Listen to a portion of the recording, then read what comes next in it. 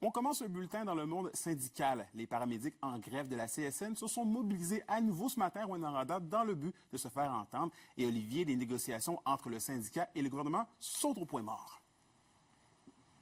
Oui, absolument, Anthony. Un peu plus d'un mois après le déclenchement de la grève générale illimitée, les négociations qui stagnent. Actuellement, ce qui bloque, c'est que Québec demande, au niveau des paramédics, des concessions par rapport à leur demande d'augmentation. Dans un premier temps, le gouvernement a accepté d'offrir l'augmentation de 17,4 % sur 5 ans, soit la même qui a été offerte aux employés de la fonction publique. Mais en retour, ce que le gouvernement demande aux syndicats, c'est d'accepter d'une diminution de l'échelle salariale qui leur ferait perdre un peu plus de 4 $ de l'heure. Du côté du syndicat, bien évidemment, c'est une mesure qui ne passe pas et on dénonce l'attitude patronale dans les négociations. C'est déplorable d'avoir un vis-à-vis patronal qui a une attitude de fermeture comme celle-là et qui demande des concessions littéralement inacceptables dans un contexte où on essaie d'attirer et de retenir de la main-d'œuvre.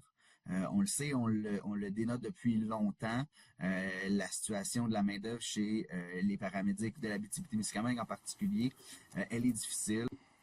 Et Olivier, la CSN ne compte pas lâcher le morceau. Oui, absolument. On continue à faire des actions de mobilisation. Il y en a une ce matin, donc on a fait encore du piquetage.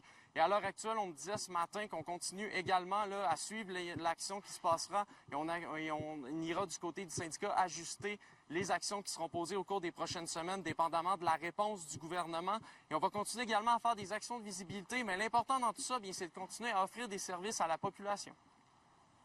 Faut comprendre en Abitibi-Témiscamingue, si les gens se demandent pourquoi on voit pas les paramédics peut-être à tous les jours là, sur le piquet de grève, c'est qu'en raison des services essentiels, là, il y a une durée limitée là, d'heures de grève là, qui est fait à chaque semaine là, en fonction de la capacité de l'employeur à remplacer les paramédics, parce qu'on comprendra que lorsqu'il y a des paramédics syndiqués qui font la grève, ça prend des paramédics qui sont cadres pour venir les remplacer. Il n'est pas question d'aller affecter le service qui est donné à la population.